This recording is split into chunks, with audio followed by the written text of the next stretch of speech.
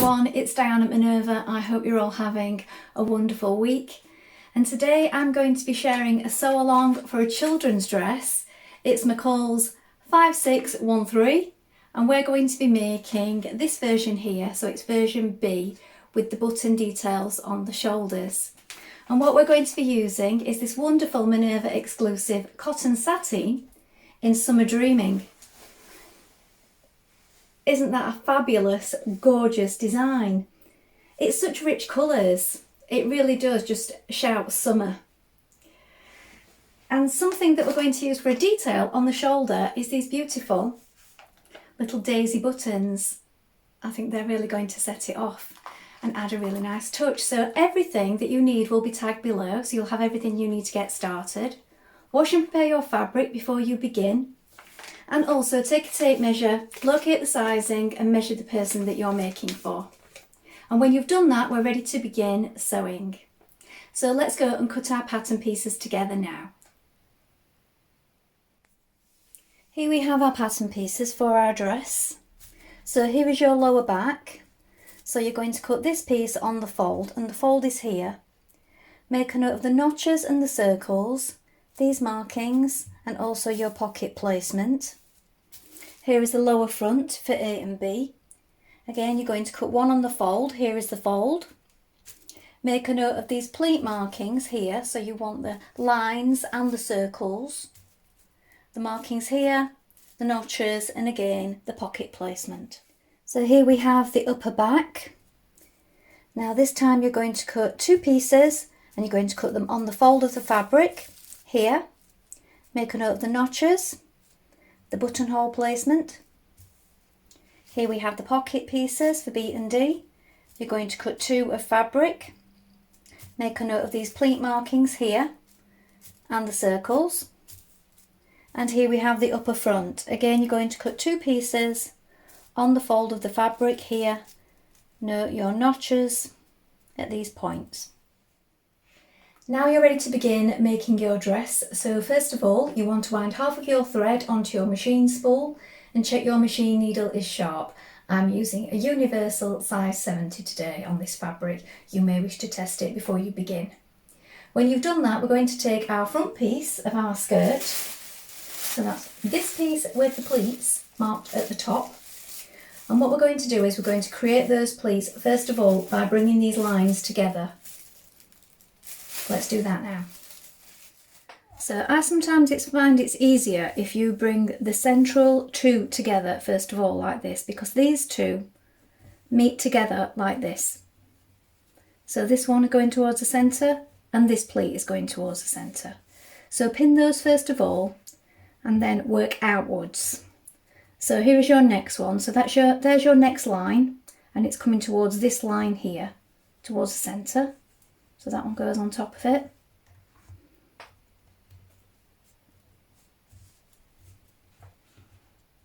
And then your next one. And then this side.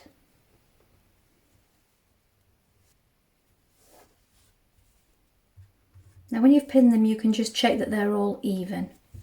When you've done that, we're going to baste across the top to keep those pleats in place, and then you can press it down. Now stitch those pleats in place.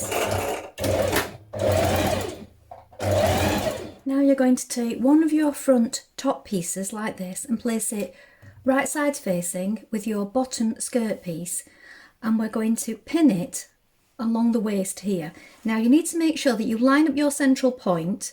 So if you make a little notch in it, fold it in half, make a little notch, line it up with that central two pleats that you brought together there, the centre point. Then you've got the notches at either side that line up here and here.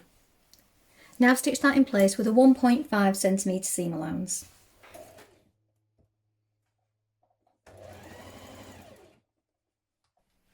Now we're going to stitch over that line again, just behind it. Now you can trim away a little of the excess seam, and then when you've done that, we're going to press it upwards. Now take your facing piece of your front and you're going to press up the seam allowance at the bottom edge like this. When you've done that, we're going to pin it right sides facing to your other piece. So that's around this upper curved edge, and we're going to stitch that all the way around. So match your notches on your pieces. I'm going to stitch it all the way along that outer edge.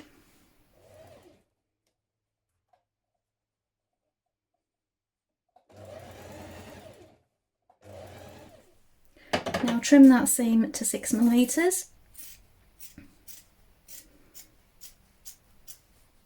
Now we're going to gather the upper edge of our skirt back section. So you have a circle either side here and here. I'm going to do 2 lines of stitching. You may wish to do just the one. I find it just gathers better if you do 2 lines. Now take one of your upper back pieces and place it on top, matching the centre points, and you're going to pull your gathering stitches until it fits that upper top back piece. Now I find it's best if you do it from either side, so I like to pull the stitches from either side, working them to check that they're even. Now when I'm stitching my gathered skirt to the top of my bodice back, I like to have the skirt on the top so that I can still see the gathers and I can maintain that they are even. Now to form that elastic casing at the back, you're going to stitch this seam again, this time 1 centimetre above the seam. Now use your elastic guide to cut a piece of elastic the correct length, and then we're going to insert it through your casing.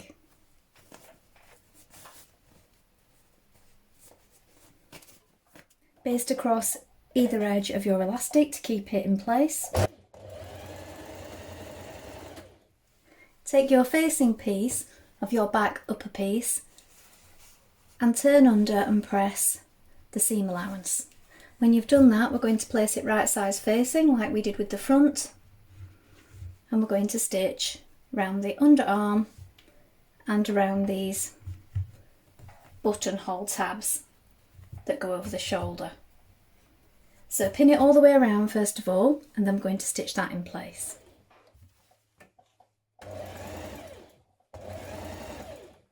Now you're going to open up your facings front and back, and you're going to place the front and back pieces together like this. So here are my facing pieces opened out, and here is my front and back piece, and there is the underarm seam. So make sure that you're matching up all these notches at these points, the seams where they meet there, the underarm point, and also where your waist meets your upper body. So front and back seams here and here.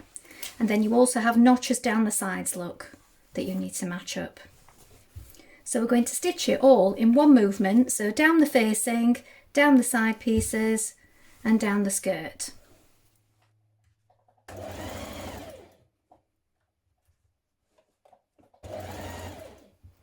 Now on the inside where you've got your facing piece folded in, we're going to slip stitch this to the dress. So we're doing this by hand.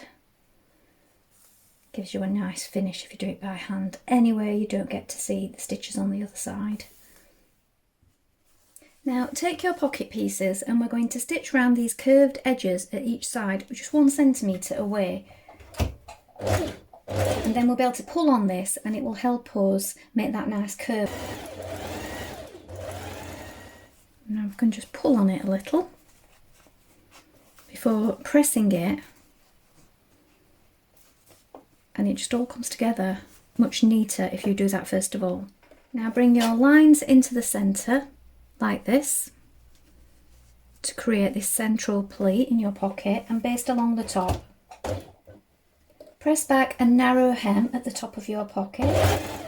Now line up your pockets with your back and front markings, pin in place, and we're going to stitch this in position.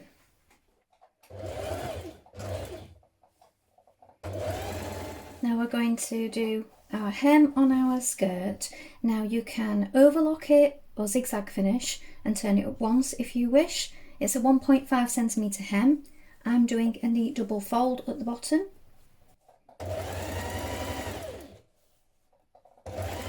Now we're going to create our buttonholes. Now I've remarked my markings on the top of my shoulder parts because it's faded at this point, the chalk.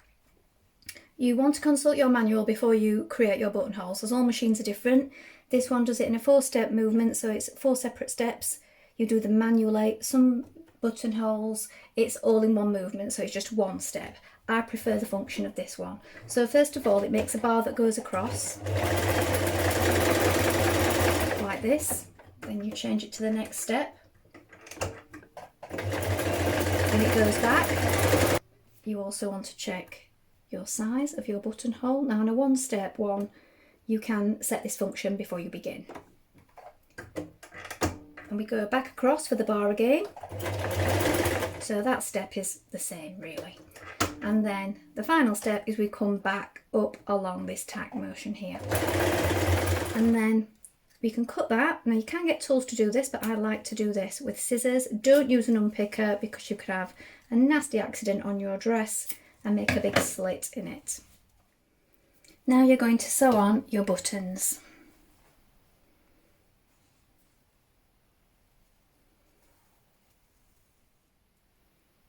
Well, I hope you've enjoyed sewing along with me today. Have you made this pattern before? Please let us know in the comments below, along with any photographs. We always love to see what you've been making. Now, I think this particular pattern would work well as a flower girl dress. Maybe you could try it in a more luxurious fabric, add some details and some trims, and it would work really well. You could also use a seersucker, a denim or a gingham. Lots of options, and it's a really nice simple dress. Remember to like and follow Minerva to get more video content like this every week, and of course take a look at the Minerva Craft Club to get 10% off all your orders for a whole year. If you like what I'm wearing today, this is another one of our viscose challis fabrics, and I will link this fabric and pattern below in case you're interested. Well, that's all from me for today, but I hope to be back soon with another sew along for you. Thank you so much for watching. Bye for now.